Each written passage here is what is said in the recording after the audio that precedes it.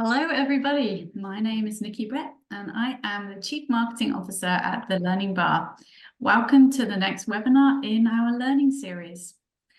For those of you that have attended one of our previous webinars, you'll notice that we really focused around staff well-being. We've looked at the impacts of staff well-being on the school system, and we've heard strategies on what we can actually do to support our staff. Now, this webinar expands upon this. We all know the intrinsic relationship between staff well-being and positive student outcomes. But what other factors are impacting student outcomes? Do we know if students feel secure at school? Do we know what are feeding into the high levels of anxiety and depression that are being reported throughout Canada? Measuring the voices of students and actioning this information can foster a thriving school community where both staff and students can flourish. That is where this webinar comes in, and exploring the topic of perception data and its impact on improving student outcomes and well-being. So today's webinar is entitled Enhancing School Climate and Student Success, a Guide to Utilizing Perception Data. So I just want to give you a quick overview of the format. The webinar will be around 30 minutes. I'll be asking some questions throughout the webinar, but we'll also have, I'll open up the floor for questions after the webinar is complete. I'll also, I just want to let you know this webinar is being recorded, and a member of the team will ensure that everyone receives a copy in an email tomorrow. Before I go any further, I would like to acknowledge the traditional ancestral territory of the First Nations peoples in our respective locations on which we are learning, working, and gathering today. We pay our respects to the members past and present with honor and gratitude as they have stewarded the land throughout the generations. I am confident that we will continue to work together in the spirit of truth and reconciliation. Thank you. So now I'm excited to introduce Lorna Cameron, she'll be presenting the webinar today. She has been with the Learning Bar for 7 years now, and as a member of the customer success team, she works with school districts across Canada to support and build their knowledge in the areas of data-driven planning and decision-making. She comes from within the school system. She has seen firsthand many of the challenges that you face, and she has a clear understanding of what schools are doing to overcome these. So welcome, Lorna. Thanks, Nikki, for that great and wonderful introduction to our topic today of leveraging the perceptions of your school community, and specifically how it relates to student well-being.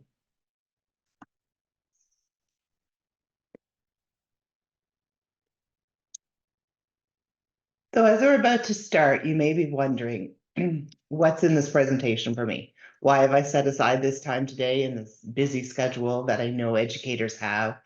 And how can the content of this webinar really make me a more effective school leader or educator and really build that thriving school community? And so I speculate that as fellow educators, you're passionate about maximizing the power of student perceptions. And I'd like us to take a moment to reflect on this quote and keep this message in mind as we move through the presentation today. So my goal today is to inspire us to rethink the school cultures we create for our students and create increased opportunities to improve both academic outcomes as well as student well-being. In the next 30 minutes, I'm delighted to share best practices and resources to support you in achieving this. So I'd like to take a moment just to give you a brief history of how the movement of student decision-making in schools has evolved. So the concept of student voice emerged in the 1990s. In the 2000s, we saw the emergence of the notion of student agency. So on the slide here, we've provided a definition for student voice alongside that of student agency. And the question often becomes, how do these concepts differ when we put them into practice? The OECD, the Organization for Economic Cooperation and Development, notes that student agency is often viewed interchangeably with student voice. However, it's important to understand that agency is much more than student voice. The OECD notes that students need the support of educators to develop agency and to put it into practice. So Lorna, I use the term student voice a lot. So what you mean here is that collecting student perceptions on well-being is an example of activating student voice, but student agency is actually involving students in shared decision-making around strategies that impact their well-being. Yes, that's a perfect example, Nikki. Okay, so in that case, before we move on, Lorna, it might be a great opportunity to explain why student agency is so important. Sure, I can address that, Nikki. Student voice is important, and I believe wholeheartedly as an educator in that, but is not enough to achieve our desired outcomes. It's important to make that distinction between student voice and agency. And when we combine the voices of students with the power, give them the power to contribute to decisions that affect them, we give students a shared responsibility for their learning and their well-being. And I know this can be stress provoking, and it's not about surrendering our power as educators, but really developing better practices in schools based on student insight and involvement in learning decisions. So thinking back to that slide there, previous slide, where students have that knowledge, that experience, and really are experts in their own experience. In the 1990s, numerous research councils, ministries, state, local government, as well as thought leaders and various publications really started to increase the visibility of student voice movement. And as I created this presentation, I reflected on our evolution as schools and educators and my own experiences, and how far have we moved forward in involving students in decision making. And I asked myself, what really are the attributes of a highly evolved school culture that values perception data, and not only values, but actions that data? So as I was concluding my literature review, I came across the final issue of Connect, and it's a journal that's been published bi-monthly since 1979 by Roger Holdsworth. He's really, a huge advocate in the area of student voice and agency. And this publication was set up to really highlight approaches and best practices globally. And I was really inspired and hopeful for the future. And I realized that if we focus our energy on those inherent opportunities that are presented to us every day, there's a multitude of authentic ways in which we can engage students in decisions that affect their education and well-being. So I'll give you an example. A friend's daughter at the beginning of the year, she is grade 10, she joined a student council at her school. And from that, she was selected to be on a provincial student council. And they meet I think every few months, and explore topics provincially that are important to students and related to education. So it's not logistically possible to give all students a leadership position such as that in student government, but what we can do is we can give all students a voice to school improvement ideas. And that's what we're really here to talk about today, and how we can achieve that through school perception surveys. So as educators, we know the climate of our school encompasses key factors that drive student success.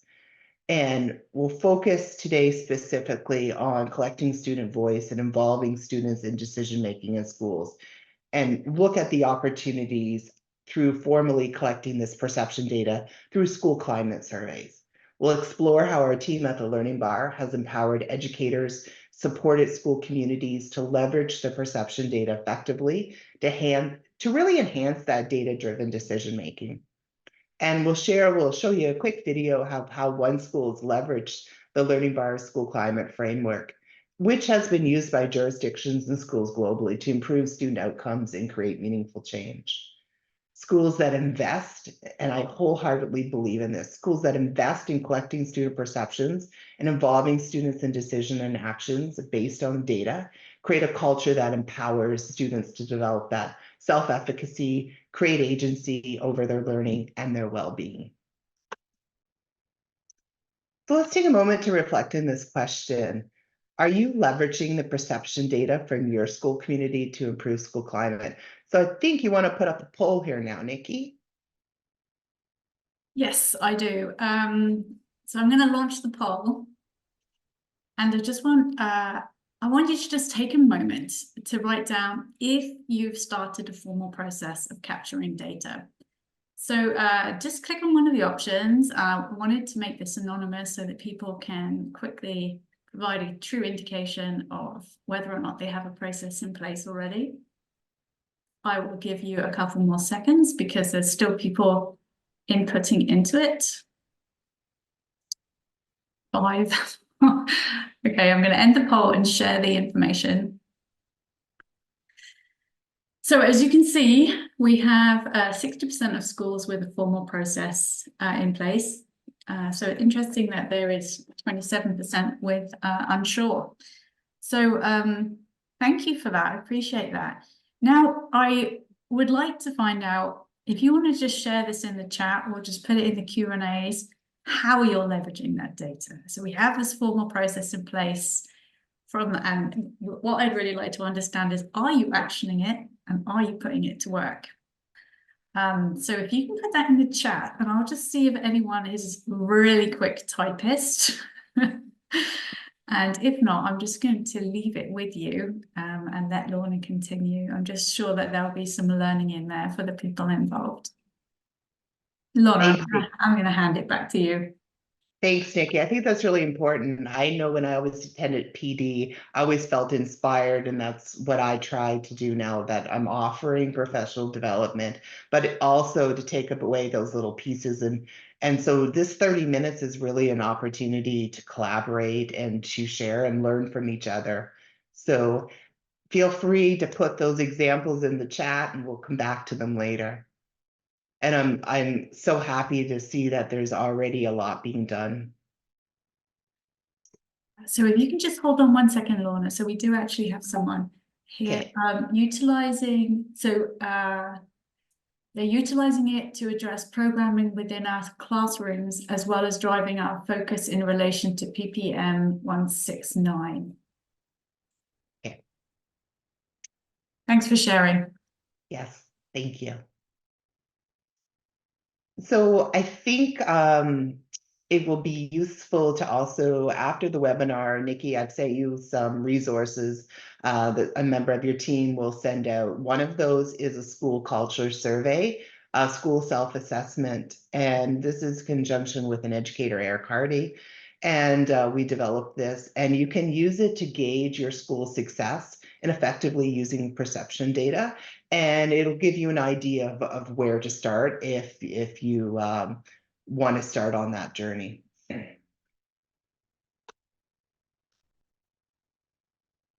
So capturing the perspectives of your school community is really essential to creating a thriving school community. We know that communication is the lifeblood of any healthy partnership. Our personal lives, our work lives, establishing that healthy partnership between students, educators, parents, caregivers is really that foundational component of delivering high equitable and high quality educational experiences. And I know that you all, realize that and know that and embrace that every day as school leaders, developing those relationships and those communications. When that effective communication is established, it'll lead to engagement between all partners, and that engagement will lead to student success. Today, we're going to show you some examples of that. When we have that, it's going to foster further communication. And we call it a tapping into a virtuous cycle of communication, engagement, and elevating student outcomes. And that's what ultimately we're looking to achieve. Sometimes, though, the pressing question is where do I start? And so one of the daunting elements of establishing that effective communication across a community is scale. So every school has dozens, hundreds, even thousands of students, educators, administrators, caregivers, who all have unique perspectives and valuable things to say. So Lorna, I just wanted to add here that some of the information we had from registrants, so you'll note when you actually registered for the webinar, there was a few questions in there. So some of the information that we had from the registrants included like informal reporting, observations, conversations, and other forms of anecdotal information alongside the more formalized surveys and provincial frameworks. Yes, that's a good point, Nikki. So collecting and synthesizing these open-ended qualitative pieces of information along with the more structured data can be overwhelming. And so the question becomes is how do we crunch all that information into common themes, extract the key challenges, opportunities, and be able to prioritize that information and establish a plan of action. Sorry, could I just jump in here, Lorna? I just activated the chat. The Q&As were live, but the chat is now live. Thank you. Thank you, someone, for putting that on. So one of the ways that education systems are achieving this is through the use of perception surveys. So administering them to students, teachers, staff, caregivers. And when used effectively, the data is so powerful. You can hear us. Nikki and I use that word powerful a lot today, that it can be used to reduce childhood vulnerability, improve student outcomes, and truly give all children the opportunity to thrive. However, the challenge is how do we turn that perception data into meaningful change?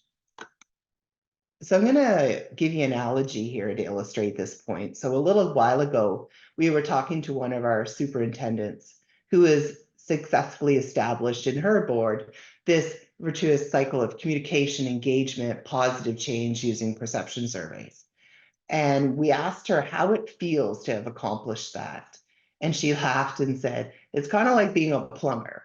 So not understanding the analogy, we asked what she meant. And she said, when you hire a plumber to fix something, and they come in, they inspect the pipes for 10 minutes, they tap one pipe with a wrench, and they send you a bill for $100. So I think we probably have all experienced that. And she goes, I'm always happy to pay. The value is not in tapping the pipe, it's knowing where to tap. And she truly believes that perception surveys let her know where to tap.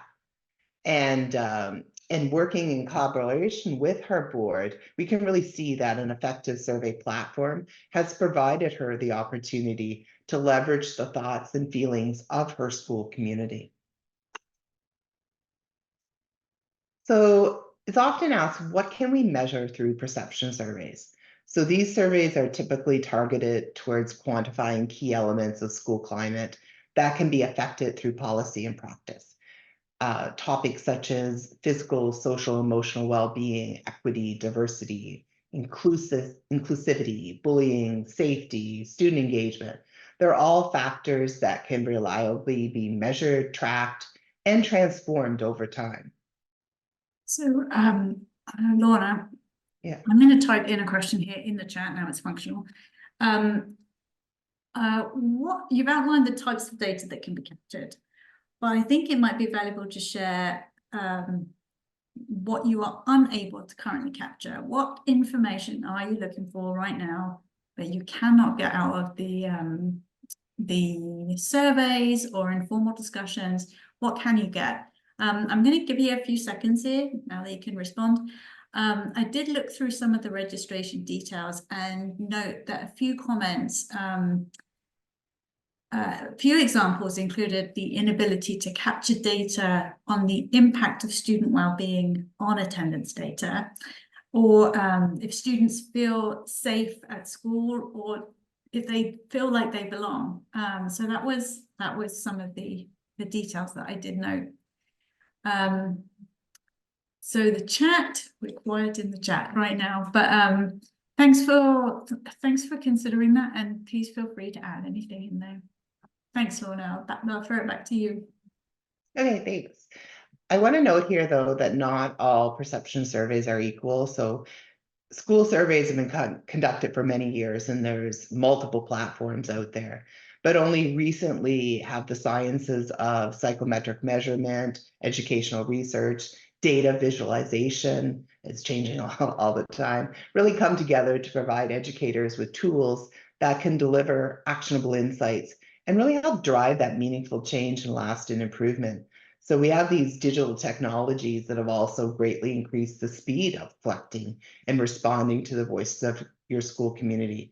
So where it maybe previously took months or even years to conduct a survey, get the results back, many modern platforms allow you to collect, interpret, action meaningful findings in a matter of days within a cycle of continuous improvement.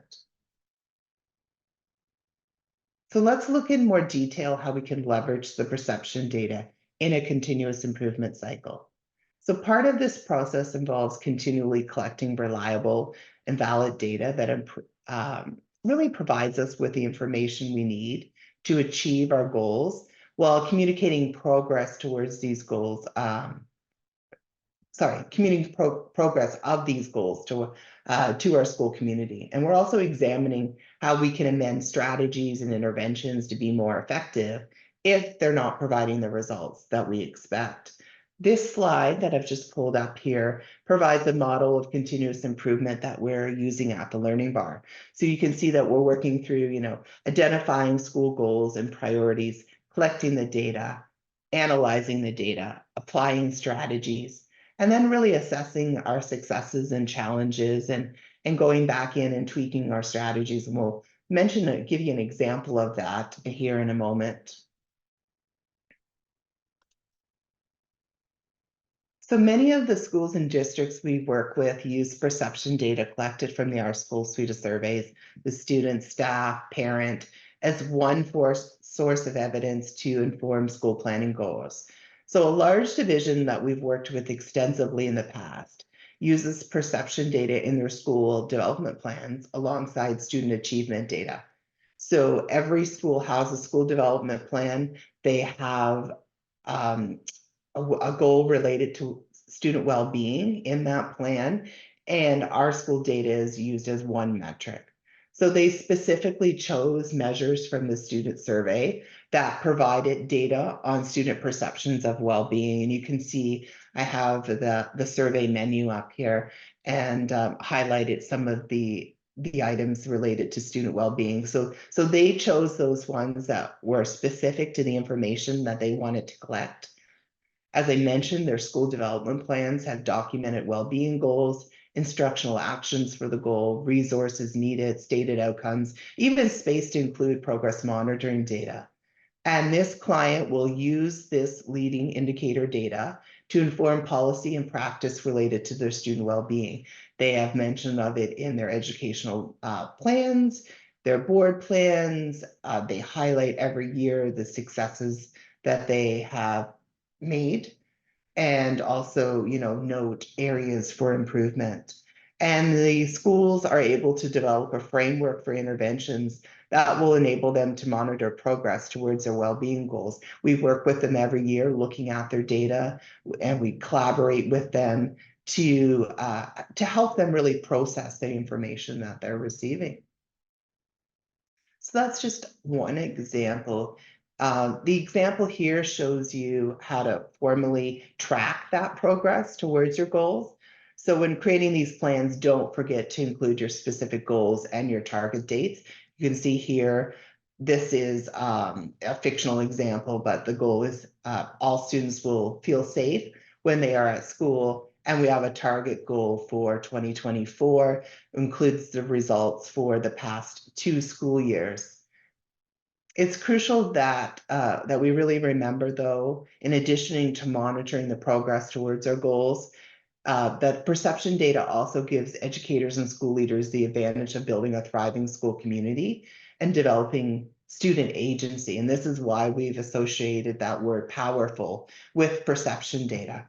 So if we look at the feel safe at school goal and we see the results have decreased slightly for 2022-23 school year, then we look at that and we perhaps the strategy that we put in place to reach that goal may not be effective and may not be addressing what we want to address. So coming back and looking at that and tweaking that, and that's part of that continuous cycle of school improvement. So imagine if we asked you, how does this powerful source of school climate data align with the sources of data that you're already collecting in your schools? So I don't think this is going to come as any great surprise to you, Lorna, but from the data we looked at, there were very few schools or divisions that were just using academic data. In fact, it was something along the lines of 85 or 86 of the registrant responses said they're using 1 to 3 different sources of data to guide school planning. There was one district that was using, I think it was 8 or more. So this includes things like perception surveys, provincial surveys, informal reporting, and behavior data. Thanks, Nikki. And that really speaks to the visual that I will share shortly. One of my favorite visuals, everyone, all my colleagues know that here at the Learning Bar, that really puts the type of data into perspective. So I don't think I really understood as an educator and an administrator when I was in system how perception data fit in. And we never want the perception data to feel like a one-off, to feel separate. It really is incorporated into, and it's one of the main 4 types of data that we're collecting. But schools and districts, we use many types of data, and I'm glad to see that our registrants have indicated that. The tendency is naturally, though, to focus on that student learning data. And I feel often overlooking the important role of perception data. So the data in our school can be organized into 4 main types. We've got demographic, perception, student learning, and school processes. And within each bubble, you'll see the different examples of data that can be collected for each of these 4 main types. And this is adapted from Victoria Bernhardt's model. Had a quick chat with Victoria Bernhardt when I came to the Learning Bar. And I felt like this visual really put into perspective how it all fits together and how we're going to be able to see the big picture. So you can cross your demographic data with your perception data, with your student learning data, school process data. And when you cross all 4 main types together and you consider them all in combination, that's when you're really going to get a complete picture of the well-being in your school. I think you noted, Nikki, that someone was looking at how well-being affected attendance. So really looking at the 4 sources of data in combination really helps you understand how you can improve school climate and the learning environment for your staff and students. And it's going to vary. It's going to be different in every school. And so it's really important to look at those intersections and considering also that very important qualitative data or the voices of the school community. And perception surveys allow us to do that, as I just said, on that mass, be able to crunch all those voices of everyone in our school community.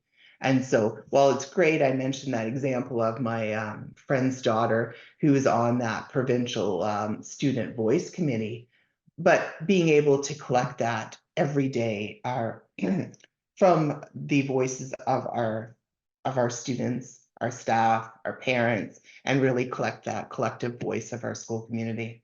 And when you have that all 4 types and you look at them in combination, then you truly understand the big picture of what's happening in your school community.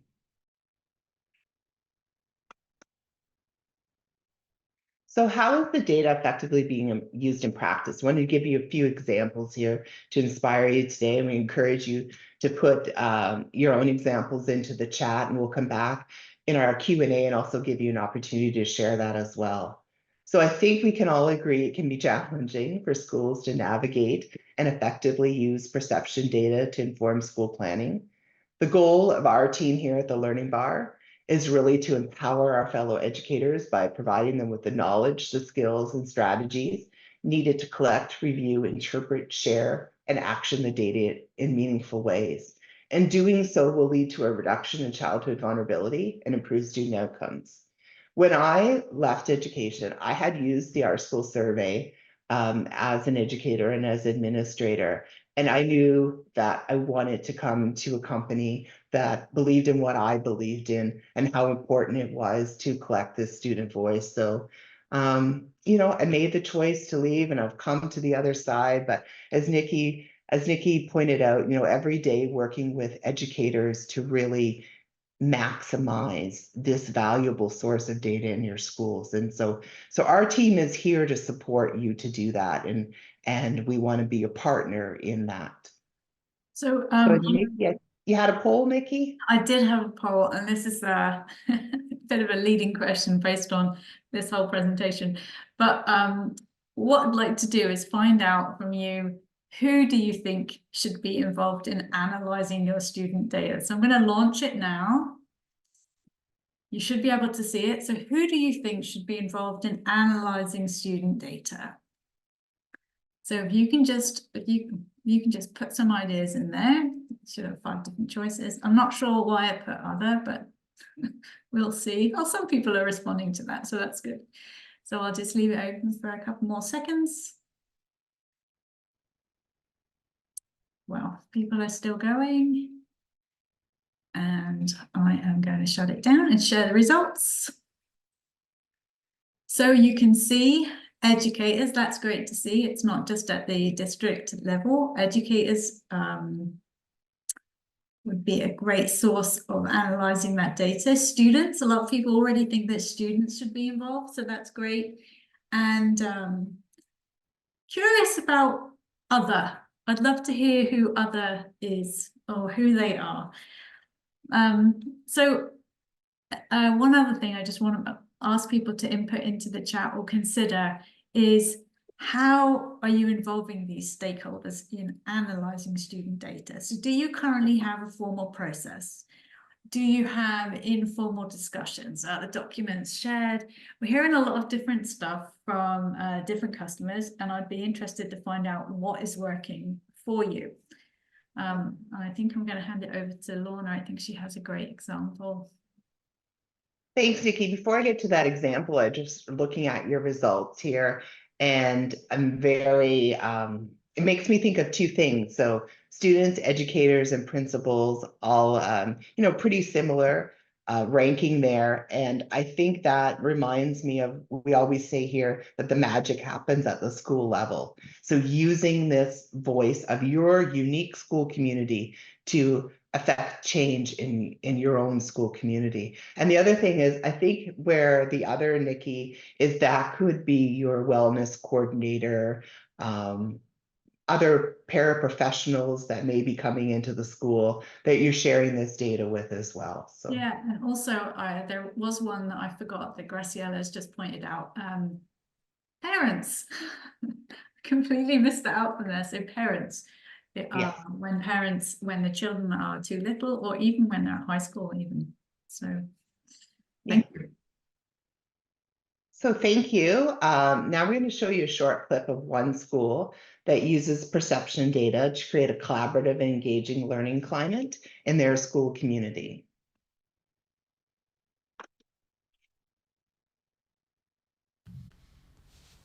A team from the Learning Bar had the pleasure of attending a student focus group held at George Street Middle School, located in Fredericton, New Brunswick. The focus of the session, which they call a think tank, gives students the opportunity to discuss results from the OurSCHOOL student survey with George Street Middle School's principal, Pierre Plord. Normally we do that once we get our OurSCHOOL data, and we will do it, every classroom teacher will do something with their class, and we collate all the data and take a look at what it states. And one of the things we found from when we did it full school is that the teachers had an interest into what the kids were saying. So though I led most of the think tanks up to this point, I am about ready to relinquish it so that different groups of teachers could work with the kids during those think tanks and actually get to hear some of the information that the kids have to say. I think it helps improve the things that, from the students' point of view, what we want changed to make it a better school and to make it so that when we get up in the morning we want to come to school. And so if things are exciting, then we want to be here and we want to participate. It helps change the way the school is run. It changes clubs, it changes even teachers, the way they teach their students. And then makes it a better place for the students and staff. Can I just point out, Lorna, this is not your niece or your nephew, correct? No, Okay, good. no, I'm going to give you an example of that in a few minutes, though. Okay, so today we really discussed a plethora of research to support the impact of student voice and engagement, academic outcomes, student-teacher relationships, agency, belonging, competence. I don't usually read quotes from my slides, but I wanted to make an exception here. So this quote perfectly sums up the impact of perception data and the process of shared decision-making to enhance student well-being. So although the results support that student voice, choice, and influence have a direct relationship with improved well-being, a key reason is that these tasks involve collaboration and working together with peers and staff. The results support the importance of caring, respectful, and valued relationships at school, and also the collaborative nature of these relationships. So I want you to envision that this is your school and students and educators in your school. And this is where I have that quick little example, Nikki. I thought it was so timely. So I'm here on vacation in Phoenix, visiting my brother and his family. And every day, my nephews come home from school. One's 10, one's 14. And so the other day I asked the 10-year-old, I said, how was your school day? I've been going out when they coming home and just catching base with them, and he normally says, it was good. And yesterday I asked him how his day was at school, and he goes, Auntie, he goes, we did the coolest thing at the end of the school day. He said, we got to give our ideas on what would improve our school. We came up with the grade 5s and 6s. We don't usually get to work together, but we came up with 8 project ideas, and we were going to send them to our principal. And, I think he'll probably choose 1 or 2 of them. And so I asked him, okay, well, what were some of your project ideas? And he was, getting benches so, they have improved seating for lunch hour. And the middle school is connected to the elementary school. So he thought, having common end of day times and it was so cute. I thought this is so timely, and it just reminded me, and I just saw the passion in him, and it reminded me of why this is so important. So at the beginning of this presentation, we asked you, are you effectively leveraging perception data from your school community to improve school climate and learning outcomes for all students? So I've conveyed today how the perceptions of students are really vital to improving student outcomes.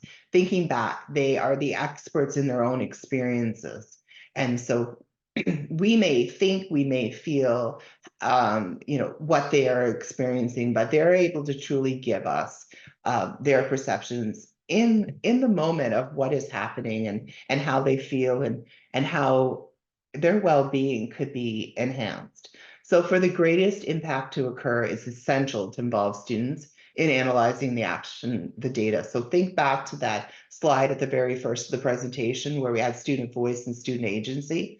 So the purpose is not to collect the information and make decisions, but to really give them the opportunities to make decisions that affect their learning and well-being. And we have many examples of schools. You feel free to connect with us if you'd like some more inspiring stories of how this is being done. But by doing that, what you're really doing is you're moving perceptions from an expression of student voice, which I indicated is important, but you're moving that to student agency over learning and well-being. And that's where we truly want to move. So every day we see the exciting changes in schools using the OurSCHOOL survey. Success stories from the schools and districts we work with really affirm that schools are continuously improving student outcomes by collecting and actioning OurSCHOOL data. Many of you indicated today that you are collecting, actioning perception data. So our call to action is really to commit today to building and nurturing this culture within your school. And the key is that it must be a whole school approach. So collecting the voices from your whole student body, and students must see that their voice has contributed to decision making. We have a great resource that we use with schools. It's a we asked, you said, we did. And so collecting that and incorporating the voices, showing them that their voice matters, but also that agency, giving them the power to contribute to that decision making. So as a follow-up to today's session, we'll provide you with 3 resources to really maximize the power of perceptions in your school and district. And please reach out to us for any support you need. We would love to be your partner in educational change and really assist you in actions to move your school forward. So that's it from me, Nikki. Thanks, Lorna. I really appreciate that.